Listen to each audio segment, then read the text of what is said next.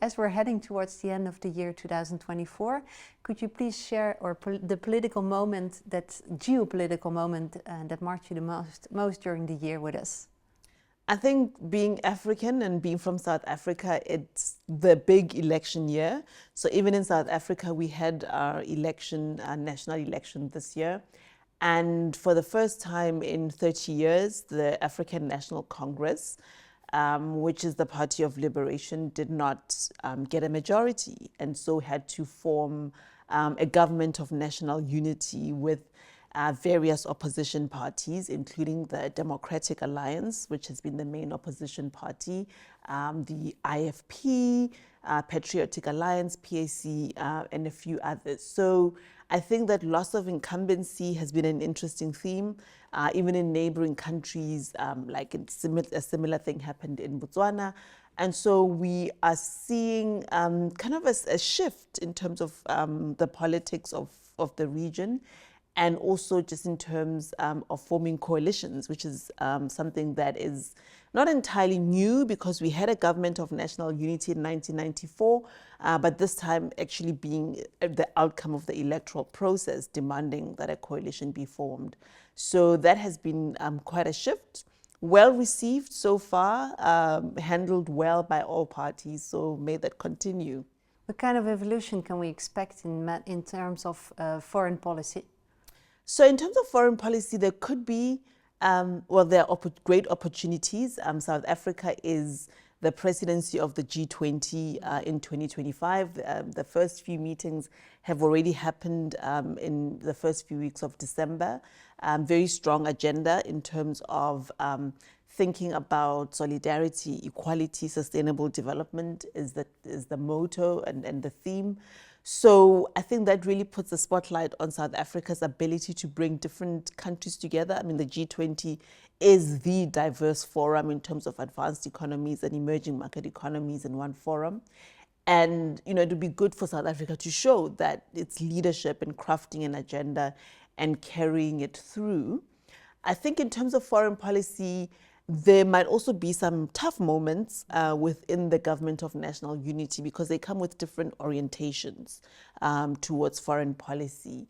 I think we've seen, for instance, there were statements by some of the coalition members, the Democratic Alliance, trying very much to distance itself or to be very clear that it has a different position on Russia, Ukraine, for instance. So I think those kinds of moments will test kind of the coherence and the ability of the government of national unity to project one face on the international stage. But it is a government of national unity. It should have one foreign policy.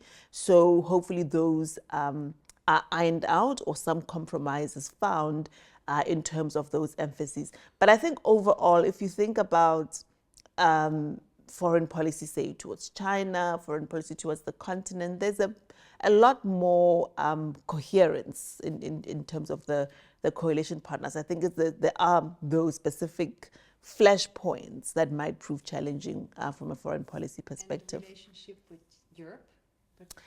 I think the relationship in Europe has been fairly good. I mean, I think the South African government has enjoyed very, very good relations with Europe in previous administrations.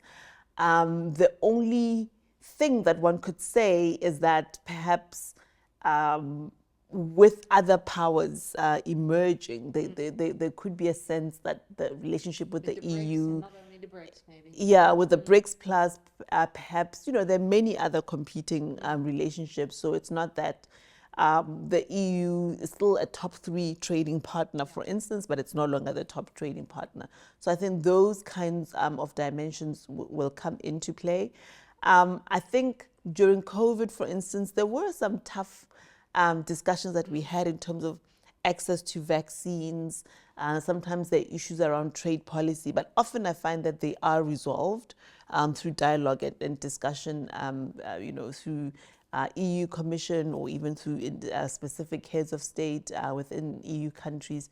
So I think it will continue to be a fairly solid relationship, and I think diplomatic relations will continue to be quite robust. You mentioned sustainable development. 2024 was also the year when climate change became more and more concrete. Can you tell us what the main impact or some impacts in your country? And can you also give maybe some figures about the economic impact? Yeah. So, I mean, I think if we look at climate change in terms, there have been various estimates as to what the impact of adverse events will be, floods, etc. But I think we've taken a constructive approach in that government developed a just energy transition strategy, which really aims to support the ambition to reduce our emissions, support the ambition to switch to switch and also our commitments at COP, etc. So if we look, for instance, in terms of the partnership that we've had with Just Energy Transition Partnership Platform with the EU, US, UK, France, Germany, and now Spain, Netherlands, Denmark have also joined, pledged over 12 billion US dollars to help with South Africa's transition. That package is still in play, but I think it's one of the more significant ones where we've seen climate change commitments at fora like the UNFCCC COPs translate into a commitment to a country to say, let's create a platform to think about how we're going to deal with climate change. Having said that, I think the estimates overall for what we need to transition fully in terms of a just transition are much higher than that 12 billion US dollars that has been pledged. There's a just transition investment plan that outlines an ambition that goes over R1 trillion in terms of the investment that is sought. But really outlining what we need to do in the core energy sectors, but also transitioning in terms of new energy vehicles, thinking about a future in terms of green hydrogen, thinking about energy efficiency. So really a policy framework that also talks to the possibility for green industrialization, because we would like some of those activities to happen within the manufacturing and the value added to happen within South Africa. Do you fear that there will not be enough investments? There's always that fear. Or not rapidly enough? Not rapidly. So it's two things.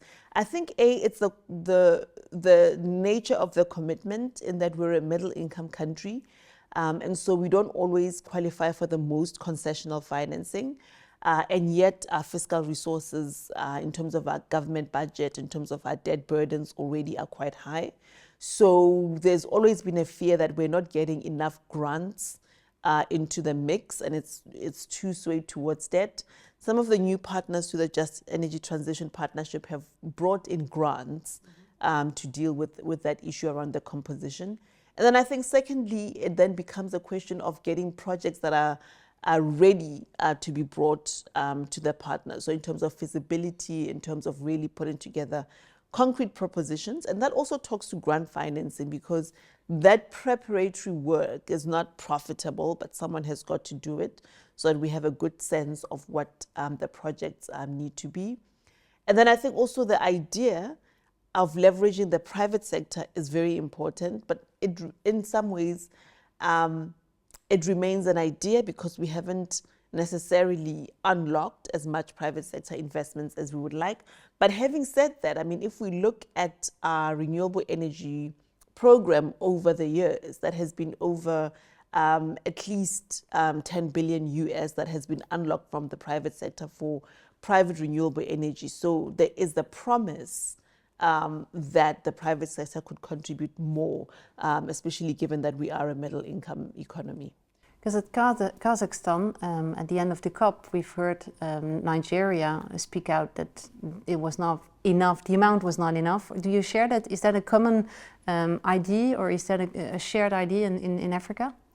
Yeah, so the issue around the 300 billion per annum for climate finance, I think it was a very difficult negotiation, just observing it from afar.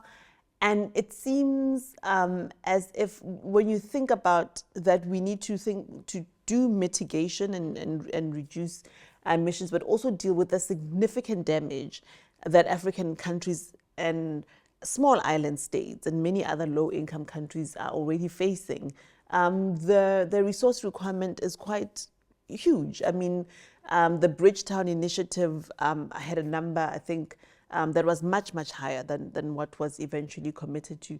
But there's an understanding that this is a start. And I think, unlike the past, where there was a commitment, but it was never met, I think there's greater scrutiny and a commitment to make sure that at least this 300 billion is met. But I think it did leave developing countries with a sense that there is a significant burden, that their development might be at stake in the ways that resources are not being advanced enough for them to transition. And yet, in terms of market access, say, for instance, market access into the EU, there might be restrictions and punitive measures because of the carbon content of exports. So it feels like we're stuck in a situation where we don't have enough to transition, and the little that we produce is going to suffer. So it is a common feeling in the developing world that climate is a global public good, and all countries should be committed to dealing with climate change, but also that there should be a sense of sharing of resources in dealing with it.